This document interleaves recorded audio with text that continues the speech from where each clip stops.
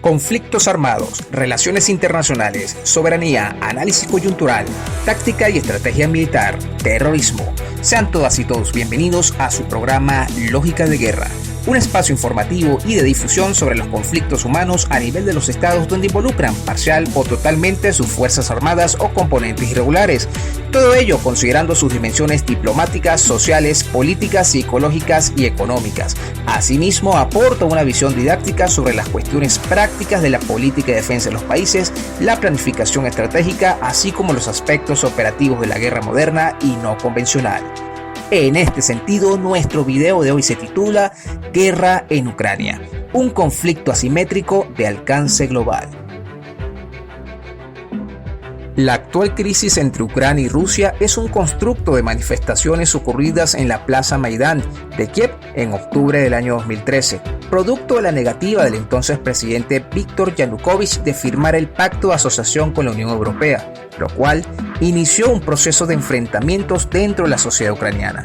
Todo ello trajo como consecuencia que Ucrania sufriera una fuerte polarización interna entre prorrusos y los grupos neonazis apoyados por los Estados Unidos.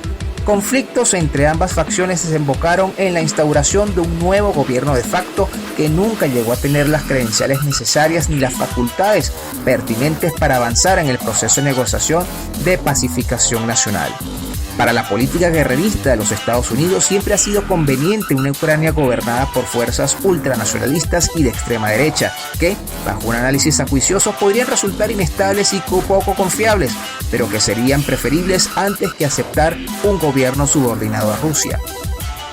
Con base en estos acontecimientos, a partir del año 2013, Ucrania se convierte en la prioridad de la política exterior de Rusia, no solamente en el marco del llamado cercano extranjero, sino también dentro de la política exterior global del Estado ruso, ya que este contexto puede traer repercusiones regionales e incluso mundiales. En función de tales objetivos geoestratégicos, para la Federación Rusa el resultado fundamental el control político y militar de la región de Donbas, un importante enclave histórico, cultural y económico ubicado al sureste de Ucrania. Dichos territorios se encuentran ocupados por dos grupos separatistas en el curso de la guerra ruso-ucraniana, que se hace llamar República Popular de Donetsk y República Popular de Lugansk. Asimismo, Donbas también se constituye como un centro de la batalla cultural entre Kiev y Moscú. Esta región, junto con gran parte del este de Ucrania, se encuentra poblada por rusoparlantes que deben ser protegidos del nacionalismo ucraniano. Dicho conflicto quedó en manos del instrumento jurídico denominado Acuerdos de Minsk del año 2015, el cual en gran parte de su vigencia se encontraba en un punto muerto, debido a que el gobierno ucraniano y los separatistas se acusaban mutuamente de no respetarlos. Aunque se instauraron varias treguas, quedaron obsoletas por las repetidas violaciones al referido acuerdo. Las repúblicas separatistas prorrusas de Donetsk y Lugansk, cuya independencia reconoció Moscú el pasado lunes 21 de febrero del año 2002, ha sido el centro visible de un conflicto que ha llevado a Rusia a implementar operativos militares especiales para asegurar su defensa y contrarrestar la amenaza que representa Ucrania y sus intenciones de ingresar a la OTAN. En este sentido, la Federación Rusa ejecuta actualmente acciones diplomáticas, políticas y militares consecuentes con su concepción de política exterior adoptada en los años 1999, 2008 y 2013, así como las doctrinas de defensa y nuclear consideradas para contextos hipotéticos de inestabilidad y conflictos semejantes a los observables recientemente en Ucrania, que son asumidos como amenaza a la seguridad nacional. Asimismo, es importante destacar el injerencista papel que juega la Unión Europea y los Estados Unidos en la escalada del conflicto. Los apoyos por parte de representantes de la Unión Europea y de gobiernos occidentales, lejos de lograr un apaciguamiento del descontento interno, sirvieron para acelerar el proceso de creación de escenarios abiertamente beligerantes. La estrategia de Estados Unidos durante los últimos años en Ucrania ha sido la de aumentar los ejercicios de entrenamiento militar y la presencia de soldados estadounidenses y de la OTAN en países de Europa del Este, los cuales son fronterizos con Rusia, es decir, pretenden llevar a cabo una estrategia que es considerada por Rusia como una amenaza directa a su seguridad nacional. Ucrania constantemente ha representado un objetivo fundamental para la OTAN por tener el segundo ejército más numeroso de Europa y contar con la frontera europea más extensa con Rusia. Pero luego del fallido intento de alejamiento de Rusia con la Revolución Naranja en el año 2004, no se les había presentado una oportunidad como la actual. Actualmente las manipulaciones de Occidente han llegado lejos, al punto de empujar a Ucrania a una guerra, creyéndose esta última apoyada por los Estados Unidos y la OTAN. Pero el panorama para su presidente Zelensky es bastante sombrío desde el día viernes 25 de febrero, cuando declaraba públicamente que su país se había quedado solo defendiéndose de los ataques de Rusia. Esto permite entender la reacción de Moscú ante la movilización de tropas tanto de Ucrania como de la OTAN muy cerca de sus fronteras. En este sentido, las acciones a tomar por Rusia no resultarían una improvisación o una reacción aleatoria. Durante las últimas décadas, el gobierno de Vladimir Putin ha ejercido una praxis diplomática realista y patriota, pero también pragmática dentro de su política exterior y de seguridad nacional. Ya para el año 2014, Estados Unidos poseía 21 bases militares en Europa, pero los asentamientos potencialmente críticos para la geopolítica en la región son los que se ubican en Polonia, Lituania, Letonia y Estonia, es decir, en la propia frontera noreste con Rusia. No conforme con eso, el Pentágono también ha trabajado una estrategia de despliegue naval de la OTAN en el mar Mediterráneo y el mar Negro, para apoyar así a países aliados en potenciales escenarios de conflicto. Estos aliados serían precisamente Georgia, Moldavia y Ucrania, países que son considerados por Rusia como su zona de influencia directa. La realidad es que existe una gran desigualdad en términos de defensa entre los dos protagonistas de este conflicto.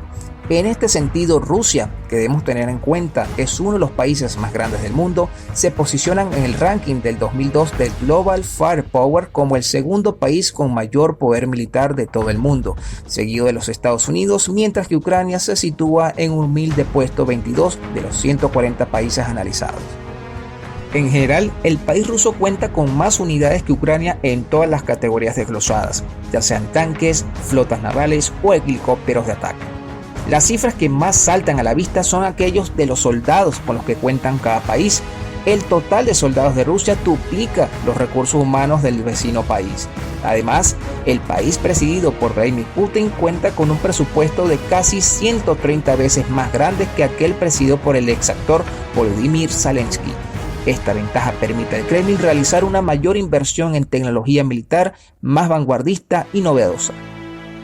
Las capacidades militares de estas dos naciones están tan desequilibradas que el mismo presidente Zelensky ha implorado a sus aliados occidentales que hicieran algo más que imponer sanciones para sacar a las tropas rusas del suelo ucraniano. Basta con echar un vistazo a la cantidad de dinero que las dos naciones gastan en defensa para darse cuenta de la gigantesca brecha. Por su parte, Ucrania gastó $4.700 millones en el año 2021, poco más de una décima parte de los 45.800 millones que Rusia ha destinado en gasto militar y nuclear.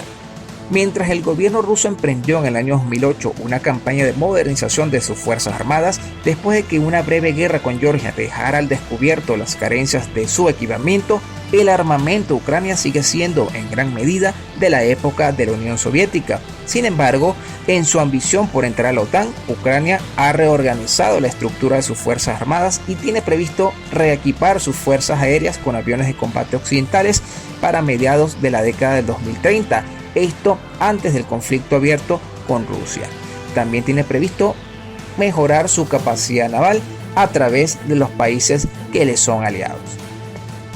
En cuanto al recurso humano, mientras Rusia tiene unos 900.000 efectivos activos y 2 millones en reserva, Ucrania tiene 196.000 activos y 900.000 en reserva.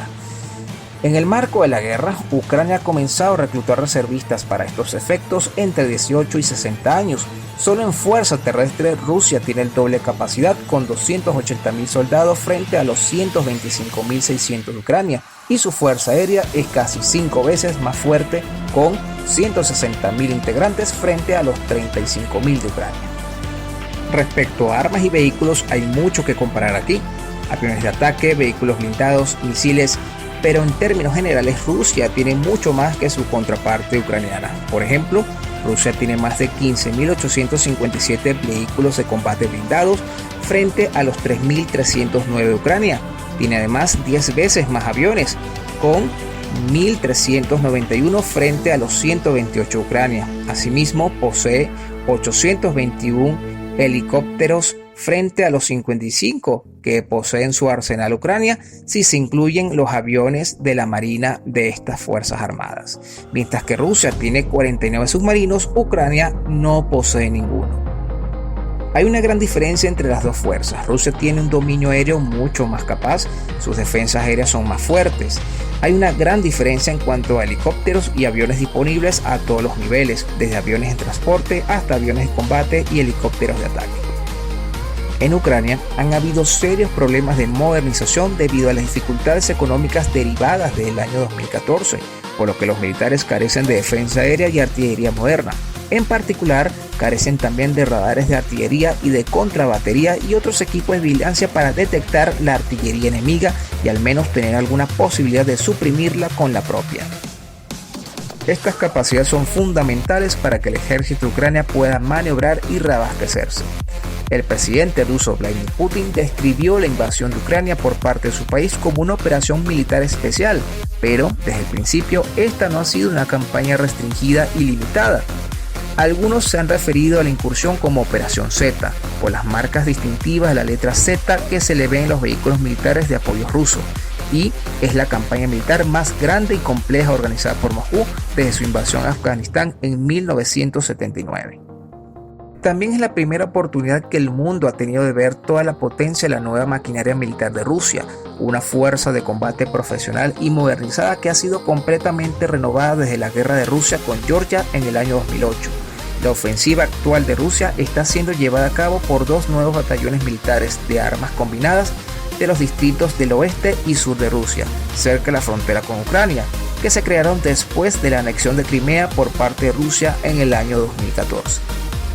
Estas fuerzas las integran diferentes ramas militares y fueron priorizadas en la campaña de reforma del ejército emprendida por el Kremlin. La ola inicial de fuerzas de invasión de Rusia comprendía unos 60 grupos de batallones tácticos, así como tropas aerotransportadas de élite y fuerzas de operaciones especiales. Además, los rusos han utilizado las llamadas milicias populares de las regiones separatistas de Donetsk y Lugansk, dos cuerpos del ejército que comprenden alrededor de 40.000 efectivos con su principal fuerza de ataque en el este de Ucrania. Y al igual que Siria, los rusos también están utilizando unidades de operaciones especiales para realizar misiones de reconocimiento, organizar operaciones de sabotaje detrás de líneas enemigas y apuntar a líderes políticos y militares claves, incluido posiblemente el presidente de Ucrania. También cabe destacar el uso extensivo por parte de los rusos de unidades especiales de comando chechenias, los cuales se han dado a conocer como combatientes destacados, curtidos en la batalla, altamente motivados y despiadados. A menudo se les utiliza para infundir miedo en las fuerzas enemigas. Las unidades chechenias han apoyado la mayoría de las campañas militares recientes de Rusia en el extranjero, incluidas las de Líbano, Georgia y Siria. En el periodo 2014-2015, algunos voluntarios chechenios lucharon junto a los separatistas prorrusos en el este de Ucrania.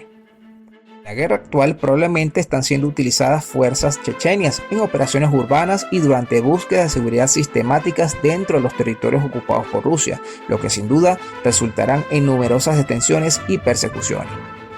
La primera fase de la ofensiva rusa se ha centrado en varios objetivos militares, entre ellos múltiples oleadas de ataques coordinados con misiles cruceros y ataques de artillería contra infraestructura militar de Ucrania, incluidos aeródromos, instalaciones de radar, cuartel general de comando e inteligencia militar, depósitos de municiones, refinerías e instalaciones militares y navales. Asimismo, destacan los ciberataques a gran escala y guerra electrónica.